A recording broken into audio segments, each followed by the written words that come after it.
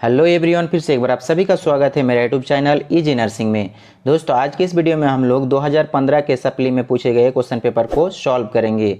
देखिए, यहाँ पे सबसे पहले पूछा गया है नुल्ली पारा, यानी कि नुल्ली पारा जो होता है इसका मीनिंग आप लोग इस प्रकार से लिख सकते हो, ये woman who has never given birth is called nullipara. Nullipara denote करता है number of birth, number of birth का। अगर कोई महिला एक भी बार यानी किसी भी बच्चे को जन्म नहीं दिया है तो उस महिला को नुल्लीपारा के नाम से जाना जाता है।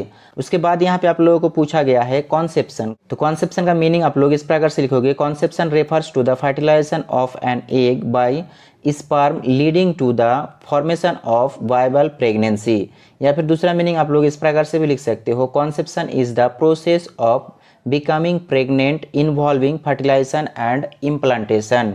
उसके बाद यहाँ पे थर्ड नंबर में आप लोगों को पूछा गया है मोरूला। मोरूला का मीनिंग आप लोग इस प्रकार से लिखोगे, morula is a very early embryo stage that consist of 16 cells. या फिर यहाँ पे जो दूसरा आप लोगों को दिखाया गया है कि these 16 cells are known as blastomeres, यानी कि जो 16 सेल्स होता है इस 16 सेल्स का ग्रुप को ब्लास्टोमियर के नाम से जाना जाता है। और मोरूला जो होता है वो 16 सेल्स से मिलके बना होता है। इससे पहले मैंने आप लोगों को बताया था कि जैसे ही फर्टिलाइजेशन होता है तो फर्टिलाइजेशन होने के बाद स्पर्म और ओवम मिलके एक सेल बनाता है, एक सेल से डिवाइड होकर 2 सेल बनता है, 2 से 4 बनता है और 4 से 16 सेल बनता है। 16 सेल के स्टेज को मोरूला के नाम से जाना जाता है।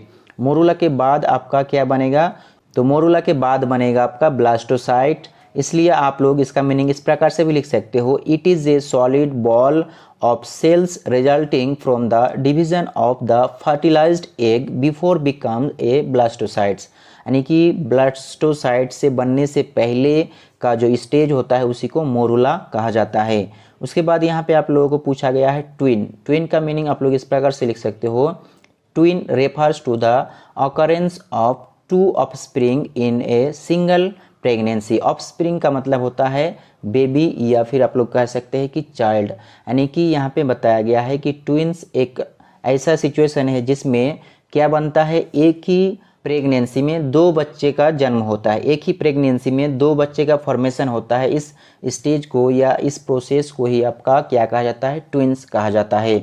उसके बाद यहाँ पे आप लोगों को पूछा गया है फिल इन द ब्लैंक्स में पहला question, the biparietal diameter measures about, answer हो जाएगा आपका 9.5 सेंटीमीटर। फुल टर्म डिलीवरी में 9.5 सेंटीमीटर होता है क्या, बाइपैराइटल डायमीटर। नेक्स्ट क्वेश्चन में पूछा है the process of formation of the matured ovum is in the ovary, यानी कि ओवरी के अंदर एग यानी कि ओवम का फॉर्मेशन जो होता है उस प्रोसेस को क्या कहा जाता है, तो उस प्रोसेस को कहा जाता है आपका उजनेसिस। जैसे कि आप लोग जानते हैं अगर एनाटॉमी फिजियोलॉजी पढ़े हैं तो कि ओवम का फॉर्मेशन जो होता है उस प्रोसेस को उजनेसिस के नाम से जाना जाता है, और स्पर्म का जो फॉर्मेशन होता है उस प्रोसेस को आपका स्पर्मेटोजेनेसिस के नाम से जाना जाता है। उसके बाद यहाँ पे पूछा है the anterior fontanelle is otherwise known as, anterior fontanelle को दूसरे नाम से भी जाना जाता है, वो है आपका ब्रेगमा। तो यहाँ पे आंसर हो जाएगा आपका ब्रेगमा। नेक्स्ट क्वेश्चन पूछा है the endometrium after implantation is known as, endometrium को दूसरे नाम से जाना जाता है जब इम्प्लांटेशन हो जाता है। इंडोमेट्रियम मतलब inner layer of the uterus, तो इसे आपका डेसिडुआस के नाम से जाना जाता है। डेसिडुआस या फिर आप डेसिडुआ लिखेंगे तो भी आंसर सही होगा, यानी कि इंडोमेट्रियम का दूसरा नाम डेसिडुअस होता है ड्यूरिंग प्रेगनेंसी। यहाँ पे इम्प्लांटेशन बताया गया है, इम्प्लांटेशन का मतलब प्रेगनेंसी। प्रेगनेंसी के दौरान बहुत सारे इवेंट्स ऑकर्स होते हैं, जैसे मैंने आप लोगों को बताया कि फ्यूजन होता है यानी कि फर्टिलाइजेशन होता है, उसके बाद मोरूला का फॉर्मेशन होता है, ब्लास्टोसाइट्स का फॉर्मेशन होता है, उसके बाद एम्ब्रियो का फॉर्मेशन होता है। एम्ब्रियो जाके क्या बनाता है, तो आपका इम्प्लांटेशन करता है, इम्प्लांटेशन के बाद फीटस डेवलप्ड होता है। तो इम्प्लांटेशन के बाद ही जो लेयर होता है उसका नाम आता है आपका डेसिडुअस।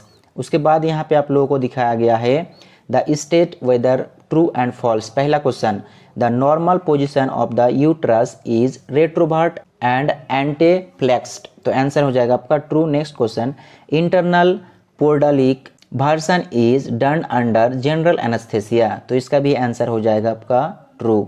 उसके बाद the vault of foetal skull is made up of 7 bones, तो ये भी हो जाएगा आपका सही, यानी कि ट्रू होगा इसका आंसर, क्योंकि जो वोल्ट यहाँ पे बताया गया है कि स्कल जो बना हुआ होता है, स्कल का वोल्ट वो 7 बोन से मिलके बना हुआ होता है।